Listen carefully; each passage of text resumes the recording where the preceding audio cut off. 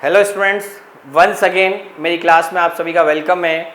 और आज हम लोग एक और इम्पोर्टेंट टॉपिक पढ़ने वाले हैं जो पार्टनरशिप के रिगार्डिंग भी बहुत इम्पोर्टेंट है और एग्ज़ाम पॉइंट ऑफ व्यू से भी बहुत इम्पोर्टेंट है। और जब कोई चीज़ एग्ज़ाम के रिगार्डिंग बहुत इंपॉर्टेंट पढ़ाई जाती है, बच्चों को वीडियो को बीच में रोके नहीं, इसको पूरी समझे शुरुआत से लेकर एंड तक, तभी वो चीज़ आपको समझ में आएगी। और इस बेस पर कभी कभी क्वेश्चन भी बन जाता है, प्रैक्टिकल क्वेश्चन बनता है, नहीं तो 1 या 2 नंबर में ज़रूर इस टाइप के क्वेश्चन पूछे जाते हैं। तो वही टॉपिक मैं आज इस क्लास के अंदर कवर करने वाला हूँ। और वो टॉपिक क्या है, लास्ट क्लास में मैंने आपसे कवर किया था कि पार्टनरशिप डीड क्या होती है, क्या क्या उसके अंदर कंटेंट होते हैं और उसकी क्या इंपॉर्टेंस है। लेकिन जैसा मैंने कहा, वी आर ह्यूमन बीइंग, हमें एक दूसरे पे एक समय बहुत बिलीव होता है और हम लोग क्या करते हैं, हम लोग सोच लेते हैं चलो कोई बात नहीं, क्या डीड बनानी, क्या एग्रीमेंट करना, हम तो आप एक दूसरे अपने ही है ना। लेकिन हु नोज कि समय कब क्या सिचुएशन बन जाए। लेकिन कभी कभी पार्टनर्स एग्रीमेंट बनाते ही नहीं है। और मैंने कल भी लास्ट क्लास में ही बताया था कि written agreement between the partners called partnership deed. जब पार्टनर्स के बीच में जो रिटर्न एग्रीमेंट होता है जिसमें सभी टर्म्स एंड कंडीशन होती है, वो पार्टनरशिप डीड कहलाता है। लेकिन पार्टनर अगर नहीं बनाते हैं तो क्या होता है, कल भी बात की थी कि डिस्प्यूट होता है। और डिस्प्यूट होता है तो यहां पर सबसे बड़ी चीज कि कोई भी पार्टनर कोर्ट नहीं जा सकता है। क्यों कोर्ट नहीं जा सकता? क्योंकि पार्टनरशिप डीड के अंदर ऑलरेडी एक एक्ट बनाया हुआ है, इंडियन पार्टनरशिप एक्ट 1932। वो क्लियरली मेंशन करता है अगर पार्टनर्स आप अपने जोश के अंदर या आप अपनी समझदारी से आप अपना वाइड डिसीजन लेते हैं या इतना एक दूसरे फेथ करते हैं कि आप डीड नहीं बनाते हैं, तो आपको कहीं जाने की जरूरत नहीं है। हमने आपके लिए रूल बनाए हुए, फिर आपको हमारे रूल फॉलो करने पड़ेंगे। आपको कहीं कोर्ट कचहरी नहीं जाना है, हमने ये नॉर्म्स बना रखे, फिर आप वो फॉलो करेंगे अगर आप अपने नॉर्म्स खुद डिसाइड नहीं करते हैं। और वो नॉर्म्स क्या है, वो चीज आज मैं यहां क्लियर करने वाला हूं। तो टॉपिक क्या बन सकता है, what are the provision at the time of absence of partnership deed.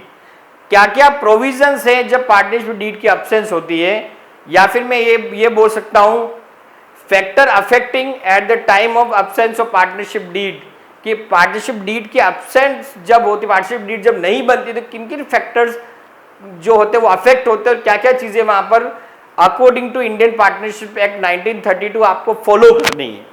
तो पहली चीज अगर मैं बोलूं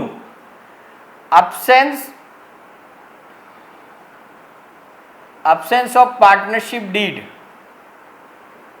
तो वहां पर सबसे पहली चीज आती है इंटरेस्ट ऑन कैपिटल। या आईओसी मेरे लिए है, शॉर्टकट आपके लिए नहीं है। इंटरेस्ट ऑन कैपिटल कि जब डीड नहीं बनाई है पार्टनर्स के बीच में तो क्या होगा इंटरेस्ट ऑन कैपिटल का। कोई बंदा या कोई पार्टनर डिमांड कर रहा है कि मैंने तो एक्स्ट्रा पैसा लगाया है, एक्स्ट्रा कैपिटल लगे, मुझे तो इंटरेस्ट मिलना चाहिए, तो उस केस में क्या होगा।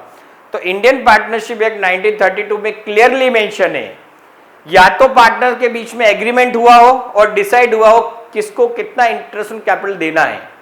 अगर नहीं डिसाइड है तो उस केस में no interest on capital will be paid, किसी भी पार्टनर को कोई भी इंटरेस्ट कैपिटल पे नहीं होने वाला है। सेकेंड इंपॉर्टेंट चीज जो थी इंटरेस्ट ऑन ड्रॉइंग। अगर कोई पार्टनर बोले कि यार ये बंदे ने ड्राइंग की है और ये अपने ये पैसे लेके यूज कर रहा है और ये क्या कर रहा है, खुश है, हम क्या करें।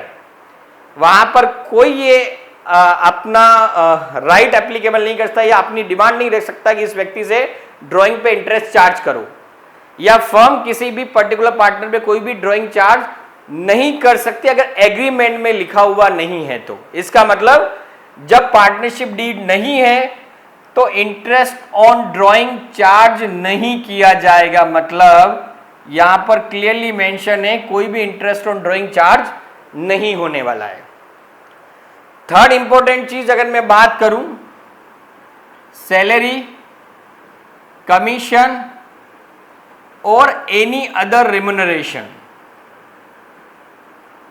अगर कोई पार्टनर ये बात बोले कि मैं तो फर्म में पूरा टाइम दे रहा हूं, मैं सब चीजें मैनेज कर रहा हूं, मेरे को तो अलग से सैलरी भी मिलनी चाहिए, कमीशन भी मिलना चाहिए, अलग से मेरे को रिम्यूनरेशन भी मिलना चाहिए, तो इंडियन पार्टनरशिप एक्ट ये बोलता है कि क्या आपके बीच में कोई डिसाइड हुआ है, अगर डिसाइड हुआ है तो you have right to take any salary, commission, remuneration.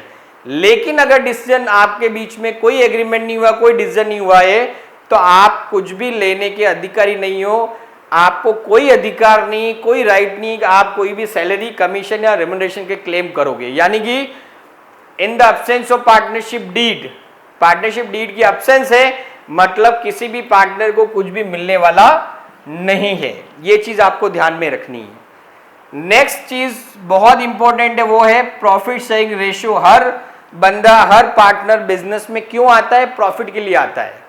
और उसके दिमाग में बहुत सारी चीजें चल सकती है, मैं तो बिजनेस में एक्टिवली काम कर रहा हूं, मैंने तो पैसा भी ज्यादा लगाया, अब तो मुझे प्रॉफिट भी उसी हिसाब से मिलना चाहिए। अगेन क्वेश्चन अराइज, क्या आपके बीच में डिसाइड हुआ है? अगर पार्टनर के बीच में डिसाइड हुआ है तो कोई इश्यू नहीं है, जो डिसाइड हुआ है उस हिसाब से पार्टनर को मिल जाएगा। लेकिन अगर डिसाइड नहीं हुआ है तो पार्टनर आप कुछ भी नहीं कर सकते, आप सिर्फ एक चीज कर सकते हैं, आपको प्रॉफिट आपस में जो है वो इक्वली बांटना पड़ेगा। आप अपनी कोई भी डिमांड नहीं रख सकते हो, आपको प्रॉफिट को एक्स्ट्रा नहीं ले सकते हो। आपने जो भी किया, अच्छा किया, बुरा किया, आप सिर्फ एक काम कर सकते हो, सभी पार्टनर्स में प्रॉफिट इक्वली बटेगा। And then last one but most important जो है वो ये है, एडवांस टू फर्म। अगर किसी पार्टनर ने किसी फर्म को कोई एडवांस पैसा दिया है और वो बोलता है कि मेरे को तो मार्केट के हिसाब से इतना रेट ऑफ इंटरेस्ट चाहिए, तो वो अगर क्लेम करता है तो क्वेश्चन अगेन अराइज कि क्या आपके बीच में ये सब चीजें डिसाइड हुई थी कि कितना ब्याज मिलेगा, कितना इंटरेस्ट मिलेगा? हुई है तो आप लेने के अधिकारी। अगर नहीं कोई डिसीजन हुआ है आपके बीच में तो आपको 6% पर एनम की रेट से इंटरेस्ट ऑन लोन मिलेगा, इंटरेस्ट ऑन एडवांस मिलेगा। इससे एक्स्ट्रा क्लेम करने का आपका राइट नहीं है। सो आप एक्स्ट्रा कुछ भी क्लेम नहीं कर सकते। तो पार्टनरशिप डीड अगर एब्सेंस में है तो ना इंटरेस्ट ऑन कैपिटल, ना interest on drawing, salary, commission कुछ भी नहीं। उसके बाद अगर मैं बात करूं यहाँ पर प्रॉफिट, तो वो क्या रहेगा? आपका इक्वली बटने वाला है, ये चीज आपको ध्यान में रखनी है। एंड फाइनली क्या है, अगर किसी पार्टनर ने कुछ दिया है लोन वोन, तो उस केस में क्या होने वाला है? उस केस में वो 6% पर एनम की रेट से इंटरेस्ट को चार्ज कर सकता है, इससे ज्यादा वो चार्ज नहीं कर सकता है। और अगर किसी पार्टनर को लाने की बात है बिजनेस में, तो जब तक 100% डिसाइड नहीं होगा, 100% कंसेंट नहीं होगी, कोई भी पार्टनर फर्म के अंदर नहीं आ सकता। तो ये मैंने रूल आज बताए हैं कि पार्टनरशिप डीड नहीं हुई तो क्या क्या रूल आपको पार्टनरशिप एक्ट 1932 के आपको फॉलो करने पड़ेंगे। आई होप बच्चों जो मैंने समझाया वो आपको समझ में आ गया। फिर भी डाउट है आप मुझे कमेंट करें और ये वीडियो अपने मैक्सिमम फ्रेंड्स में शेयर करें। और अगेन आपको रिमाइंड करूं, इसी तरह से रेगुलर क्लासेस अगर आपको मेरी चाहिए तो आप मेरे यूट्यूब चैनल को सब्सक्राइब कर लें, बेल आइकन ज़रूर दबा लें ताकि आपको टाइमली इस तरह की जो रेगुलर क्लासेस है उसकी वीडियो आपको मिलती रहेगी। With that thank you so much. आपका अपना विनाश है।